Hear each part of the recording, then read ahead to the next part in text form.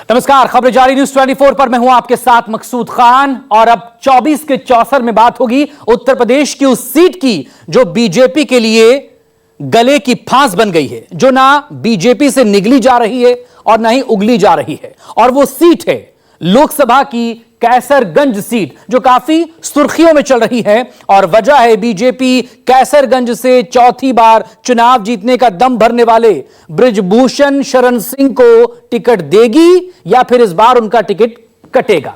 अगर टिकट दिया तो हरियाणा से उत्तर प्रदेश तक नुकसान हो सकता है, और टिकट कटा तो पूर्वांचल में दबदबा रखने वाले बृजभूषण हाथ से फिसल सकते हैं। देखिए कैसरगंज में आखिर क्यों इतनी कश्मकश है।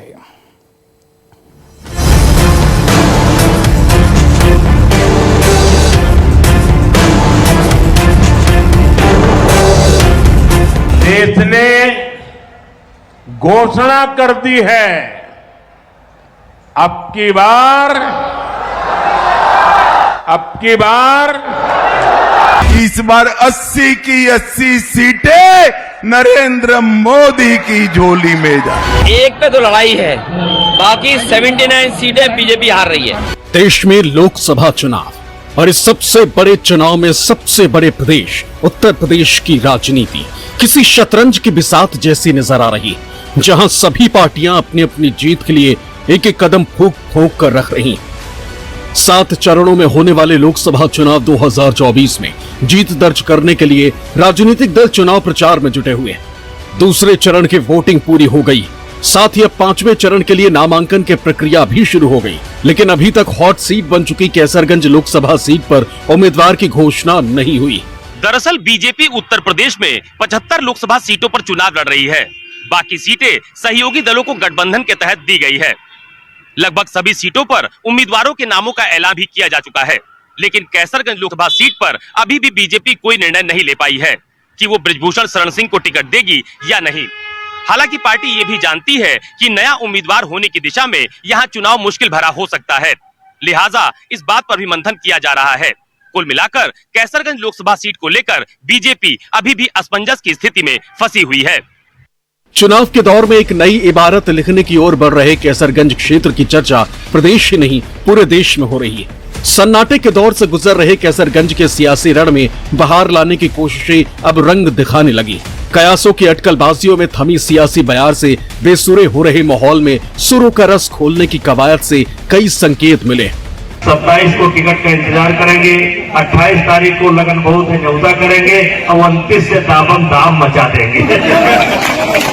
टिकट की गुत्थी में उलझे दलों में भी हाल के दिनों में सियासी रण में शुरू हुए कदम ताल से हलचल मच गई। ये अलग बात है कि लाख प्रयासों के बाद भी कोई दल चुप्पी तोड़ने को तैयार नहीं। इससे सियासी माहौल की तपिश बढ़ रही, क्योंकि अब रणबांकुरों के नामांकन का दरवाजा खुल चुका है। कैसरगंज विधानसभा लोकसभा के अंदर जो है भारतीय जनता पार्टी की किसी से लड़ाई नहीं। 2,87,000 का अंतर पिछली बार था, इस बार कार्यकर्ताओं ने नारा दिया है 5 लाख।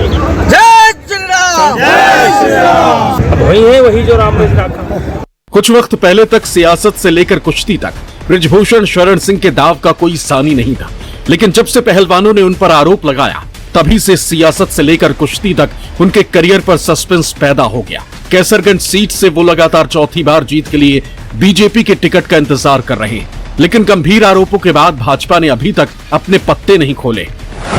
यूपी में 75 सीटों पर बीजेपी प्रत्याशी 24 के चुनाव के मैदान में है, जिसमें से 73 सीटों पर प्रत्याशियों के नाम का ऐलान हो चुका है। रायबरेली और कैसरगंज पर चुप्पी है। कैसरगंज के नाम से टेम्परेचर बढ़ता रहता है, तो हमारा चुनाव आते आते 50 पहुंचना है, और हारे तो हार आदत नहीं है,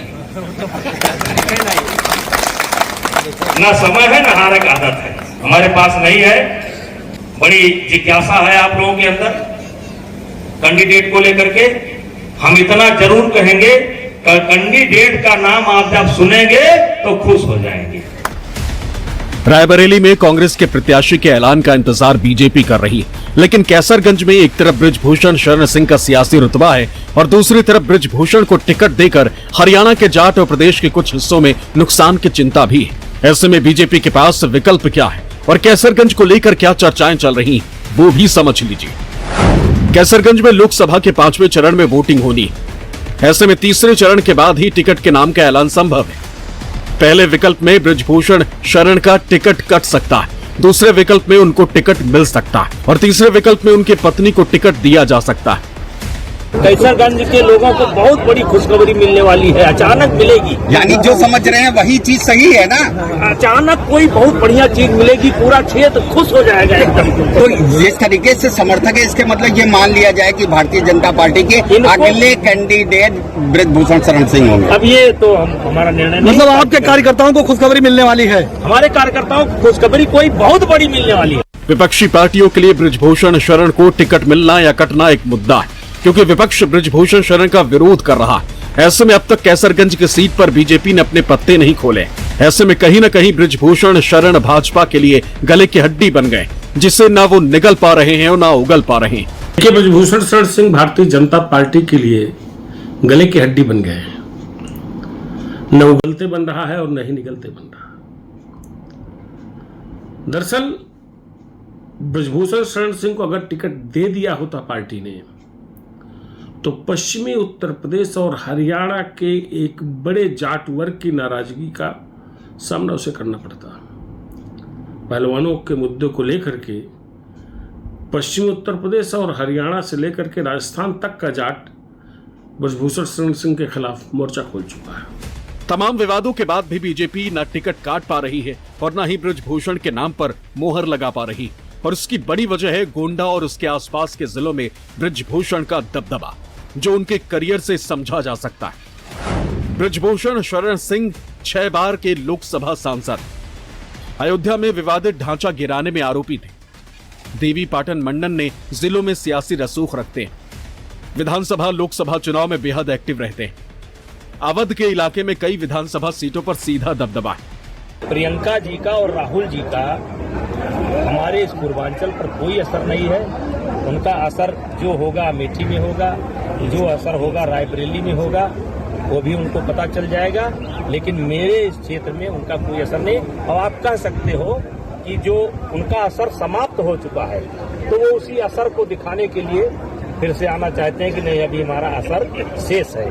बाकी उत्तर प्रदेश में उनका कोई।